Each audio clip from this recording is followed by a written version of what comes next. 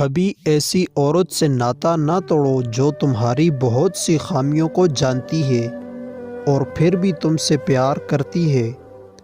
جب کوئی عورت یہ کہتی ہے نہ کہ دنیا کے سب مرد ایک جیسے ہوتے ہیں، اس کا مطلب یہ نہیں ہوتا کہ وہ دنیا کے سارے مردوں کو آزما چکی ہے۔ اس کا مطلب یہ ہوتا ہے کہ جس کو اس نے آزمایا تھا وہ اس کی ساری دنیا تھا۔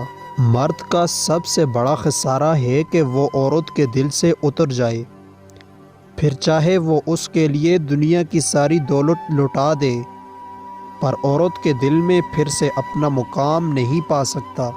جبر کے رشتے بنانے والے صرف جسم فتح کر سکتے ہیں، روحوں پر ان کا اختیار نہیں ہوتا، کیونکہ روحیں آزاد ہوتی ہیں۔ الماریاں بھر دی گئی ہیں ڈگریوں سے، مگر آنسوؤں کو پڑھنے سے لوگ قاصر رہے۔ دھوکہ دینے والوں کی قدر کریں، یہ بھی استاد ہیں۔ اگر کوئی عورت ایک وقت میں ایک سے زیادہ مردوں سے تعلق رکھے تو اسے بدچلن، 2 نمبر، بے حیا اور نہ جانے کتنے برے ناموں سے پکارا جاتا ہے، لیکن اس معاشرے میں اگر کوئی مرد اسی طرح کرے تو اسے ان ناموں سے کیوں نہیں پکارا جاتا؟